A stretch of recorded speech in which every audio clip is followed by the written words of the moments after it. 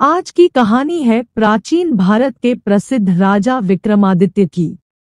राजाओं के राजा चक्रवर्ती महाराजा विक्रमादित्य प्राचीन भारत के सबसे शक्तिशाली और शक्तिशाली शासकों में से एक थे। इनकी राजधानी शिप्रा नदी के तट पर उज्जैनी में थी। लगभग सन 78 ईस्वी के नजदीक महाराजा विक्रमादित्य ने शक शासकों को युद्ध में पराजित किया था, जिसके विजय उपलक्ष्य पर उन्होंने विक्रम संवत की शुरुआत की थी। राजा विक्रमादित्य अपनी वीरता, साहस और महान स्वभाव के लिए बहुत प्रसिद्ध थे। उनकी प्रजा उनसे बहुत प्यार करती थी, क्योंकि वे हमेशा न्याय प्रदान करते थे। राजा विक्रमादित्य विश्व के महानतम राजाओं में से एक थे। ऐसी ही कहानी इस बात से संबंधित है कि सभी को सही न्याय देने के कारण और विक्रमादित्य की बुद्धिमत्ता के कारण ही उन्हें देवों के राजा देवराज इंद्र ने स्वर्ग में आमंत्रित किया, ताकि देवताओं के बीच एक विवाद में सही न्याय प्रदान किया जा सके। देवराज इंद्र राजा विक्रमादित्य के मित्र बन गए थे। कैसे विक्रमादित्य ने देवराज इंद्र की सभा में विजेता का निर्धारण करने के लिए उर्वशी और रंभा के नृत्य प्रदर्शन का मूल्यांकन किया। आइए जानते हैं कहानी के बारे में विस्तार से। एक बार देवराज इंद्र के दरबार में सुंदर अप्सराएं नृत्य कर रही थी। देवराज इंद्र ने सुंदर अप्सराओं से कहा कि मैं एक प्रतियोगिता आयोजित करने जा रहा हूँ। मैं ये पता लगाना चाहता हूँ कि आप में सबसे सुंदर नर्तकी कौन है। अप्सराएं अजीब दृष्टि से इंद्र की ओर देखने लगी। आखिर इंद्र ने ऐसी अजीब प्रतियोगिता क्यों रखी? क्या वह प्रत्येक अप्सरा के नृत्य का आनंद नहीं ले सकता था? इंद्र ने आगे कहा, सर्वश्रेष्ठ नर्तक को मेरे लिए एक गुप्त काम करना होगा। एक ऐसा काम जिसके लिए आप में से सर्वश्रेष्ठ की सुंदरता और अनुग्रह की आवश्यकता होती है। अप्सराओं ने एक दूसरे को देखा और सिर हिलाया। वे प्रणाम करके अपने अपने घर चले गई। अगले दिन नृत्य प्रतियोगिता प्रारंभ हुई। नृत्य के दौरान प्रत्येक ने अपना उत्कृष्ट प्रदर्शन किया, लेकिन उर्वशी और रंभा एक वर्ग से अलग थी। फाइनल में इंद्र ने उर्वशी और रंभा को एक दूसरे के खिलाफ नृत्य करते देखा, लेकिन इंद्र चाहे कितनी भी कोशिश कर लें, लेकिन यह पता नहीं लगा सके कि उन दोनों में से कौन बेहतर नर्तक था। दोनों ही सुंदर नर्तकी थी और नृत्य मनमोहक था।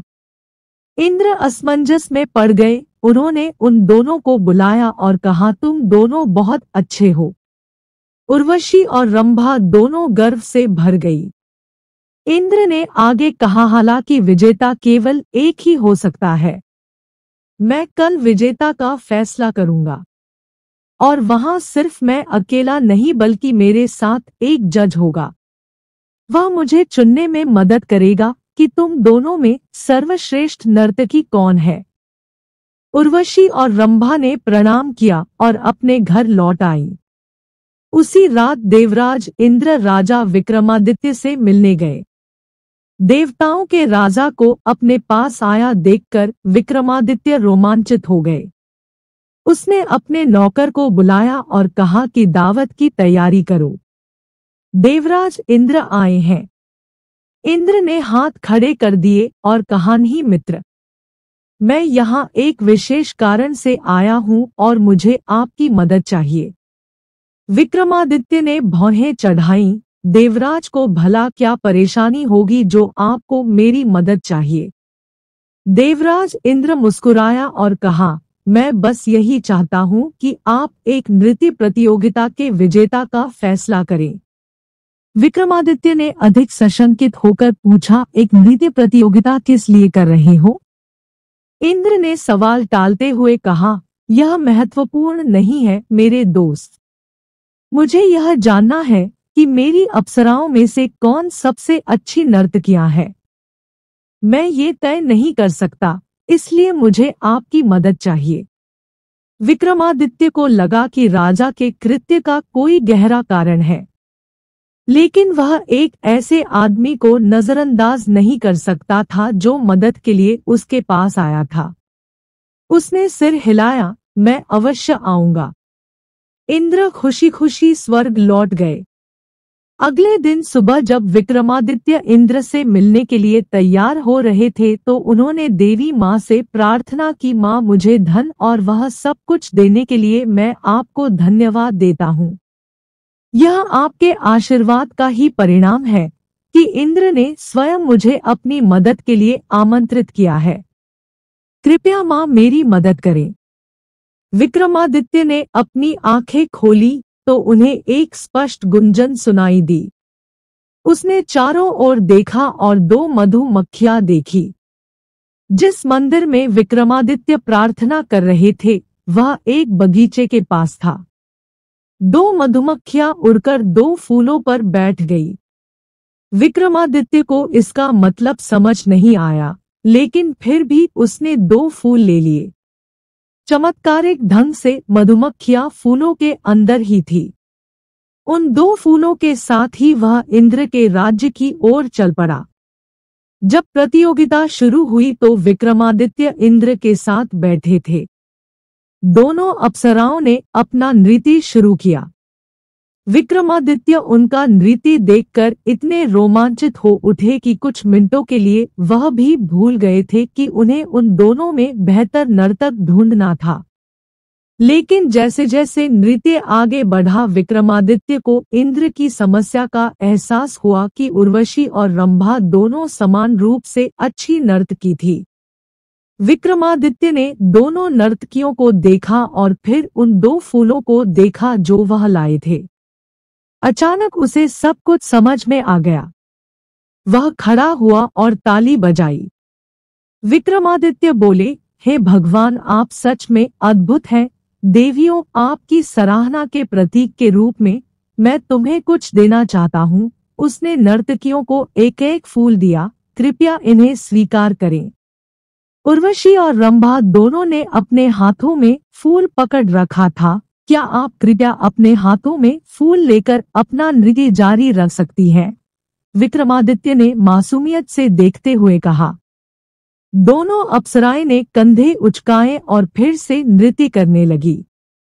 लेकिन इस बार इंद्र और अन्य सभी देवता स्तब्ध रह गए। उर्वशी अभी भी अपना सर्वश्रेष्ठ नृत्य कर रही थी। दूसरी ओर रंभा नाखुश लग रही थी और अच्छा नृत्य नहीं कर पा रही थी। उसने संघर्ष किया और अंत में फूल फेंक दिया। उसका हाथ सूज गया था। उसने फूल की ओर देखा तो उसमें से शहद की मक्खी उड़ रही थी। विक्रमादित्य ने उर्वशी का नृत्य देखकर फिर ताली बजाई और कहा, देवेंद्र यही आपकी विजेता है। उर्वशी उन सभी में सर्वश्रेष्ठ है। उर्वशी ने उत्सुकतापूर्वक रंभा और फिर विक्रमादित्य की ओर देखते हुए नृत्य करना बंद कर दिया। फिर उसने अपना फूल खोला और देखा कि शहद की मक्खी अभी भी वही थी।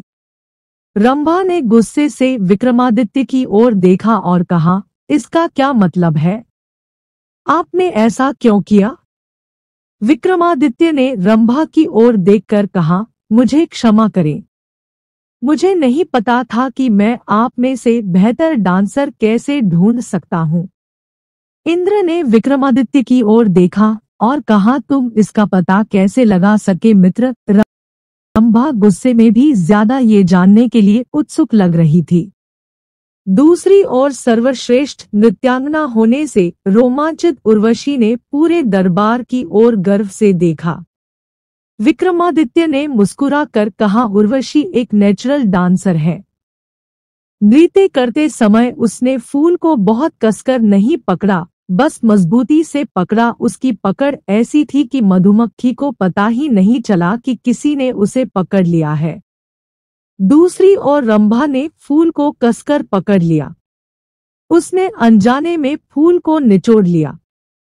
मधुमक्खी ने यह सोचकर डंक मार दिया कि वह संकट में है। रंभा ने जानबूझकर सिर हिलाया। उसने पहले उर्वशी की ओर देखा और फिर विक्रमादित्य की ओर सिर झुकाया और कहा, आप सचमुच एक बुद्धिमान व्यक्ति हैं। राजा विक्रमादित्य। देवराज इंद्र राजा विक्रमादित्य की बुद्धिमता से बहुत प्रसन्न हुए और उन्होंने कहा, राजा, तुम्हें शायद यह पता न हो, लेकिन तुमने मेरी बहुत बड़ी सेवा की है। इसकी सराहना में मैं तुम्हें एक सिंहासन दूंगा। यह सिंहासन मुझे स्वयं भगवान शिव ने दिया था। यह कोई साधारण सिंहासन नहीं है। केवल सबसे महान राजा ही इस पर बैठ सकते हैं। जो भी राजा सिंहासन पर बैठेगा वह 1000 वर्ष तक शासन करेगा। आपने मुझे साबित कर दिया है कि आप सिंहासन पर बैठने के लिए कहीं अधिक योग्य हैं। खुश और रोमांचित विक्रमादित्य सिंहासन लेकर अपने राज्य में वापस आ गए। सिंहासन भव्य एवं सुंदर था। इस पर 32 मूर्तियां उत्कीर्ण थी। मूर्तियां सुंदर और सजीव लग रही थी। सभी 32 मूर्तियां वास्तव में शापित अप्सराएं थी, जो मूर्तियां बनने के लिए अभिशापित थी। केवल विक्रमादित्य जैसे महान चक्रवर्ती राजा की सेवा करके ही श्राप से मुक्ति पा सकती थी। तो ये थी न्यायप्रिय और बुद्धिमान राजा विक्रमादित्य की कहानी। इनकी बहुत सी कहानियां भविष्य पुराण और स्कंद पुराण में भी मिलती है। बृहत कथा में इनकी काफी गौरव गाथाएं संग्रहित है। ये 10वीं से 12वीं सदी के बीच का रचित ग्रंथ है। बैताल 25 और सिंहासन 32 इनकी सबसे प्रसिद्ध कहानियां हैं। उम्मीद है आज का वीडियो आपको पसंद आया होगा। धन्यवाद।